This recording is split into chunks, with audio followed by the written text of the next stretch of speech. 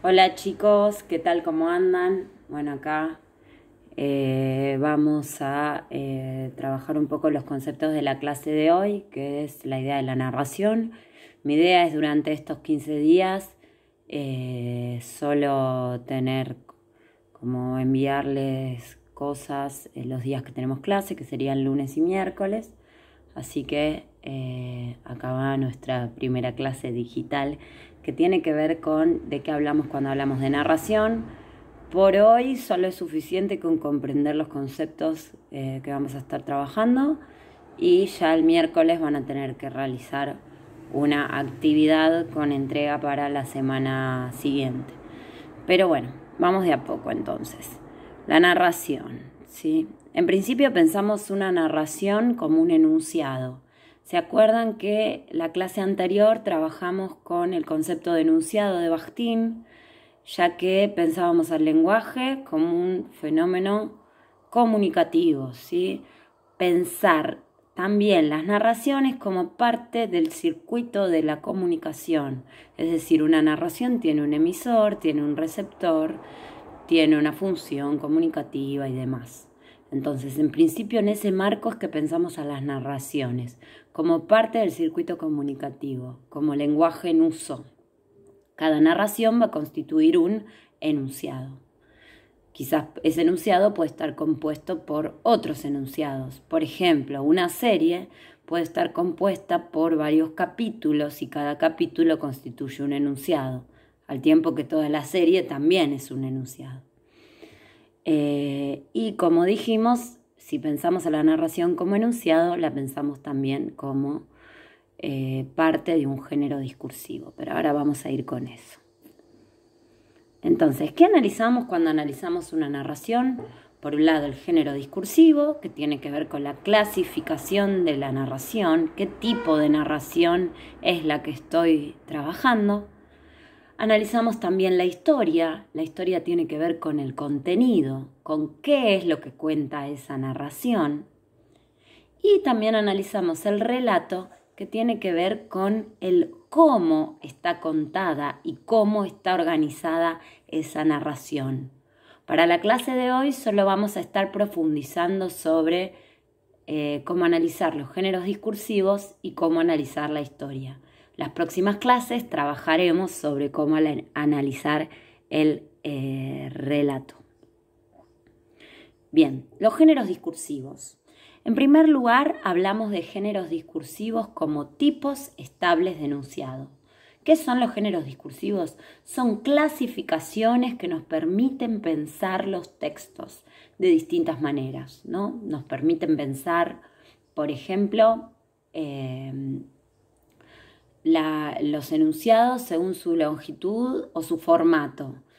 Por eso podemos decir que hay géneros literarios que si son más breves denominamos cuentos, que si son todavía más breves denominamos microrrelatos, o géneros literarios más extensos como novelas o géneros literarios con seres sobrenaturales y dioses que explican orígenes como los mitos. No solo las narraciones aparecen en géneros literarios, sino que también pueden aparecer en géneros audiovisuales. Por eso tenemos géneros como películas, cortos, series, mediometrajes y demás.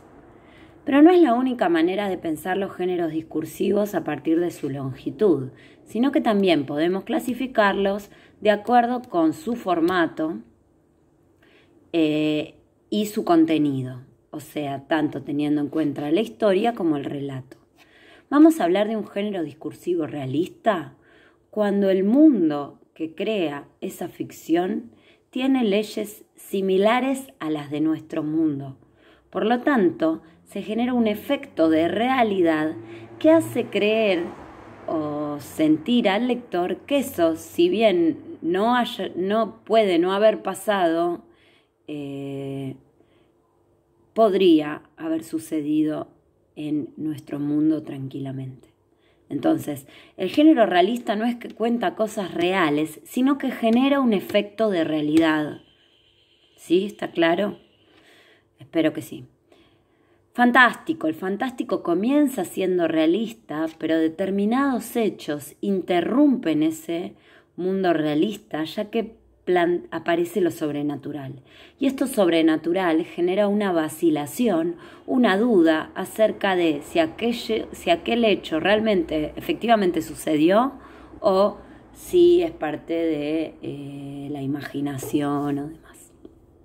La ciencia ficción, si bien en el mundo contemporáneo en el que vivimos podríamos decir que es realista, propone crear mundos en los cuales se especula acerca de los avances tecnológicos y científicos y sus posibles consecuencias en la sociedad, ya sea generando mundos utópicos, distópicos o mismo apocalípticos. El género maravilloso crea un mundo con leyes totalmente sobrenaturales, ¿sí? que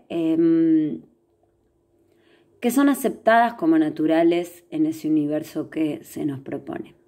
El género policial presenta un caso, un detective, un misterio por resolver, pistas, sospechosos y demás cuestiones que constituyen esta variante. Hay más géneros discursivos porque, como dijo Bakhtin, que hablamos la última clase, hay tantos géneros discursivos como esferas de la comunicación.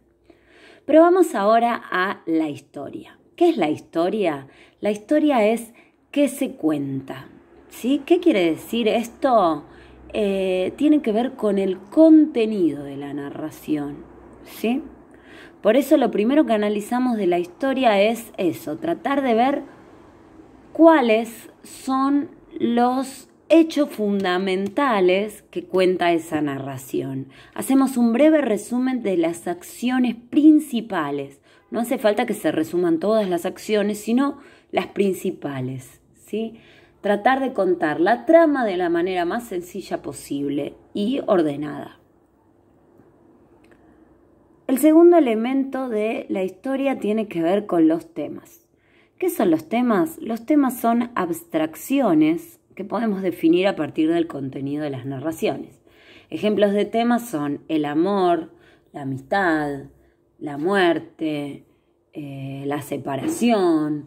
O sea, podemos tener temas más amplios y temas más específicos. Uno puede decir, ¿el amor es un tema? Sí, pero al mismo tiempo no es lo mismo el enamoramiento que el desamor. Son temas distintos, ¿sí? Entonces, cuanto más específicos los temas, mejor van a poder encarar el análisis de los textos.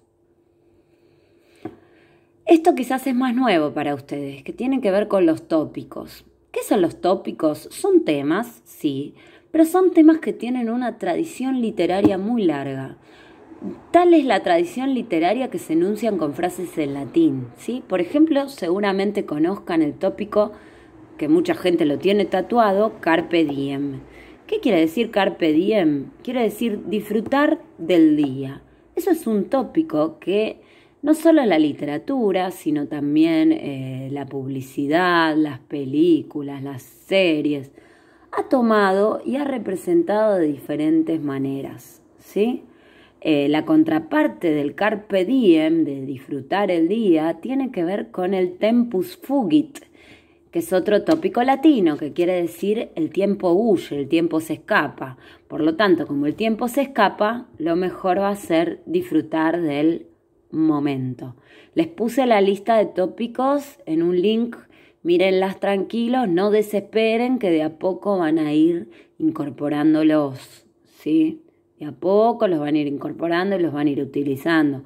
Lo que sí les recomiendo para las clases y para cuando analicemos, tengan siempre la lista de tópicos con ustedes, así se van familiarizando con ellos.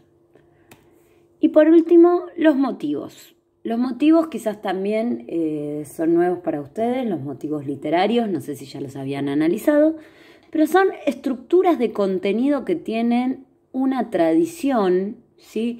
Y que por lo tanto de alguna manera cuando las vemos en una narración las reconocemos. Por ejemplo, el camino del héroe.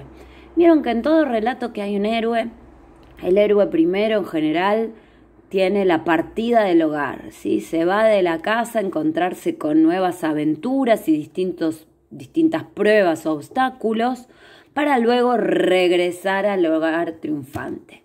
Tenemos ejemplos de esto en la Odisea, pero no solo porque, qué sé yo, los clásicos como la Odisea, la Ilíada o el mito de Hércules, sino también pensemos, no sé, en Harry Potter o pensemos en narraciones más contemporáneas, que también, hasta mismo que hubo una tesina sobre esto, Breaking Bad, ¿no? Pensar en